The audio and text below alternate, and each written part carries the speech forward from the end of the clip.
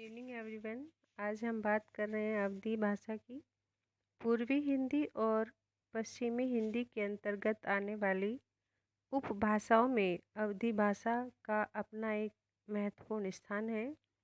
इसका जन्म अर्धमागधी अपभ्रंश से माना जाता है। यह पूर्वी हिंदी वर्ग के अंतर्गत आने वाली प्रधान भाषा है। इस वर्ग की अन्य दो भाषाएं हैं, बघेली और छत्तीसगढ़ी। इन दोनों उपभाषाओं का अधिक महत्व नहीं है, जबकि अवधी का बहुत महत्व है। हरदोई जनपद को छोड़कर अवधी पूरे अवध की जनभाषा है।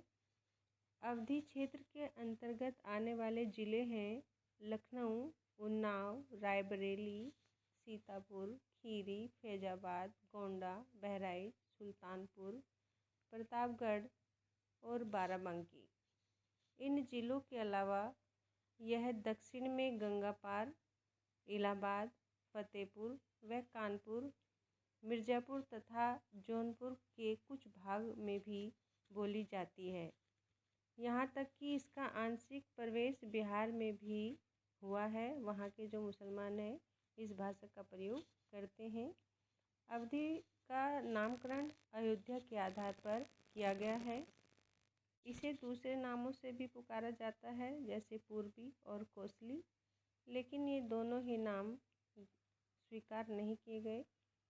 अवधी की ही एक उपबोली है जो अवध प्रदेश के बैसवाड़ा क्षेत्र में बोली जाती है, जिसे बैसवाड़ी कहते हैं। अवधी का विकास हिंदी भाषा के विकास के इतिहास के मध्यकाल में माना जाता है। यद्यपि इससे पहले भी यत्र तत्र छिटपुट साहित्य रचना इस भाषा के माध्यम से होती रही है। इस दृष्टि से आदिकाल के कवि हैं जगनिक, उनके द्वारा लिखित आल्यखंड अवधी की भाषा में ही है।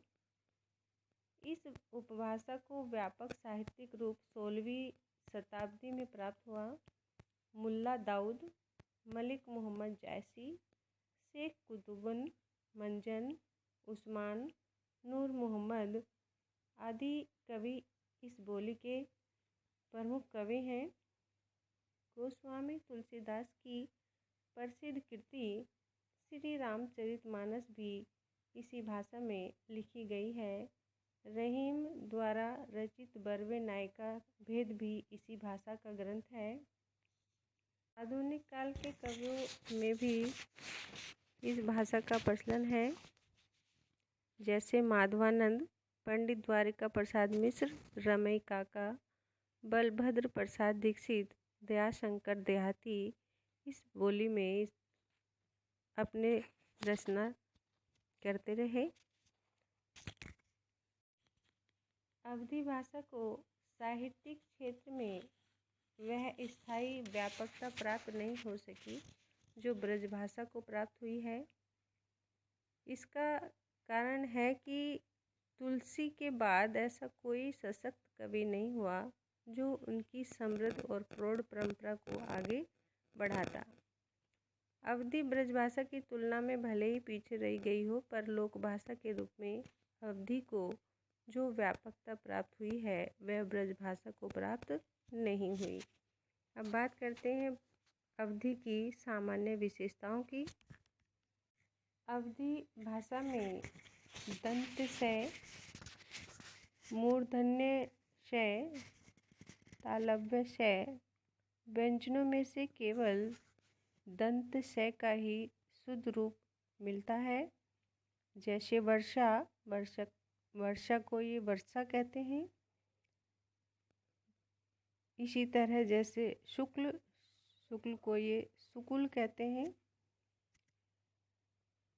व का उच्चारण या तो ब में मिलेगा या उसके स्थान पर उ कर दिया जाएगा। जैसे वकील का उकील, वहाँ जो शब्द है उसको कहते हैं वहाँ। ध्वनि परिवर्तन की दृष्टि से जैसे वृक्ष को कहते हैं वृक्षा, गेहूँ को कहेंगे गेहूँ, चिकना को कहते हैं चिकन, मूछ को कहते हैं मुआछ, निमंत्रण को कहते हैं न्योता। लांगना को कहते हैं नांगन। मधुमक्खी ममाखी।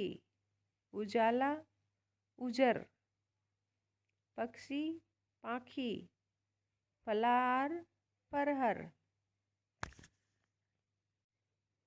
इसमें पुल्लिंग से स्त्रीलिंग बनाने के लिए ई, इनी, इनी, या आइन जैसे प्रत्ययों का प्रयोग किया जाता है। जैसे मौसिया पुल्लिंग शब्द है। मौसी। पंडित पंडिताइनी। लरिका लरिकिनी। बूढ़ा बुढ़िया।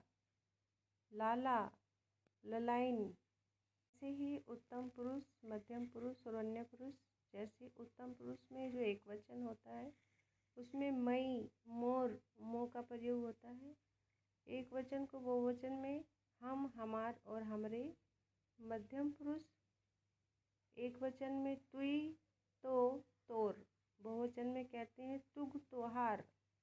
अन्य पुरुष में ई, एकर, ऊ, ओकर। और इसी को बहुवचन में ए, इनकर, ओ, उनकर।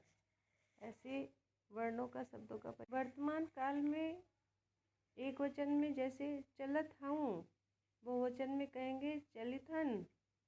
भूतकाल में चले हूँ एक वचन में, बहुवचन में कहेंगे चलेन। भविष्य काल में जैसे एक वचन में कहेंगे चली हूँ, बहुवचन में कहेंगे चलिब। ऐसे ही अव्यय में प्रयोग होते हैं यहाँ शब्द को ही हाँ, वहाँ शब्द को हूँ हाँ, ऐसा शब्द को इत्ता, अता, अस।